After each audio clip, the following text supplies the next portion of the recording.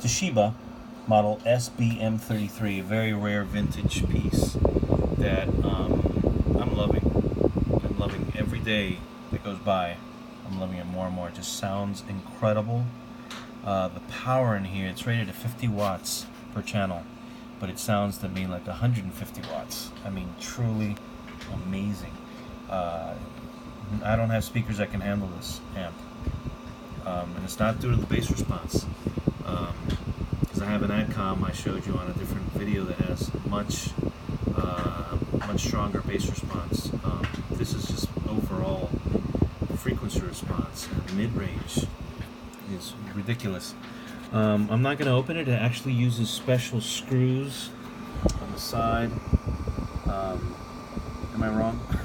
Yeah. Okay, split this up. I was thinking about another amp I was just looking at. Yeah, but I don't want to tamper with it and ruin the screws because it'll look like it's been opened and it's in mint condition. So, anyways, let's take a look in here. Look at the size. You know, someone who knows about this stuff. I know nothing about this. I'm just using basic logic, common sense. I've always had the inexpensive Yamahas and the Kenwoods and Sonys, you know, the retail ones that you used to get back in the 80s. And I don't know if you remember Jordan Marsh or Burdines, they had an audio department. And I've had all those. Fisher was really one of the greatest, but I never opened up the Fisher that I had. The CA276 that I'm looking for one now. I wish I would have never gotten rid of it. But that thing was 150 watts with a parametric EQ that was unreal. But here what we have in this Toshiba, so I don't know what those had inside, but if someone could comment on what you're seeing here in this video. Let's take a look. Can make out that model number. Let's just if I zoom in. Nope, it's not going to work. But that's the transformer that supplies the power to it. It's huge. To give you an idea, here's an iPhone 5.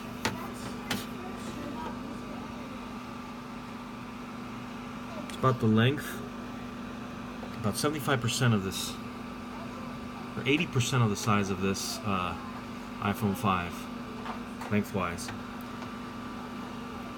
And just as wide, almost, yeah, with the pieces on the side. Huge. And then you move over here, and you see these vent thingies. Sorry, I'm not the techie with this stuff, but I'm very interested in this now. After learning of the sound of these amps, these vintage amps, are just amazing. Look at that.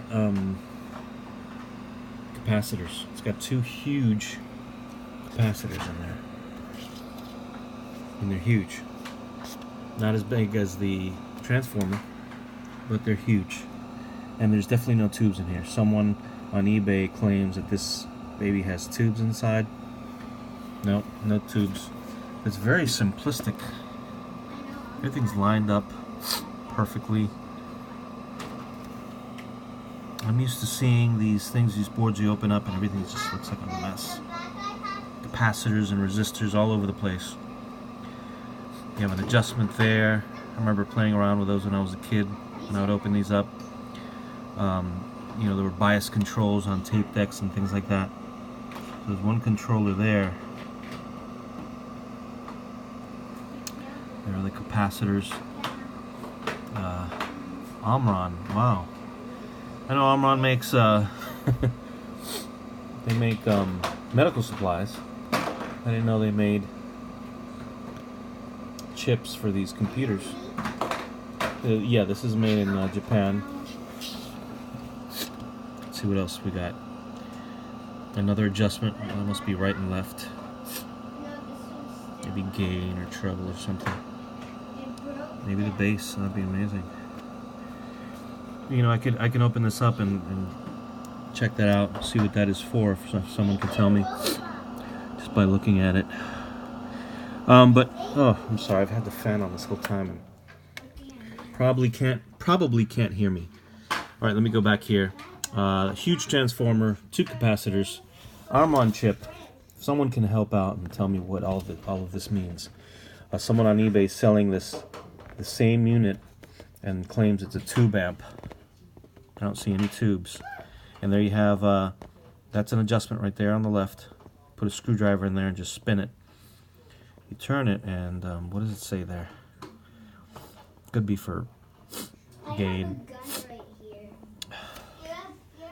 One here on the other side of the capacitors. Those are the coolant things. Keep it cool. Those, I don't know what they're called.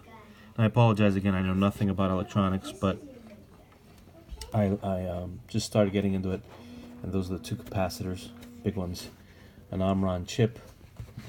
And my monitor's on here, but that's as far back as it goes, I believe. Let's see.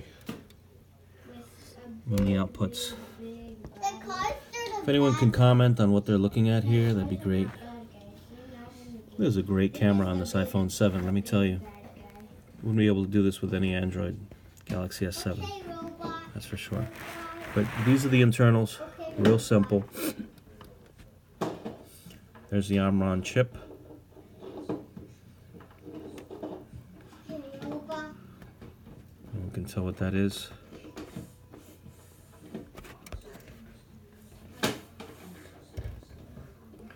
Two capacitors.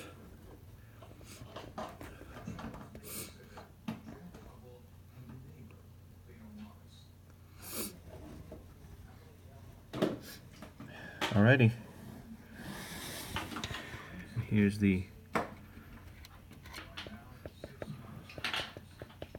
power supply. And there's a fuse in here. Just one fuse. Alright, well, thanks for watching. Any information you can share would be fantastic. Okay. Thanks for watching Mobile Freedom Enterprise, and this is the Toshiba. Just blows my mind at how great this sounds. Model SB-M33. Thanks for watching.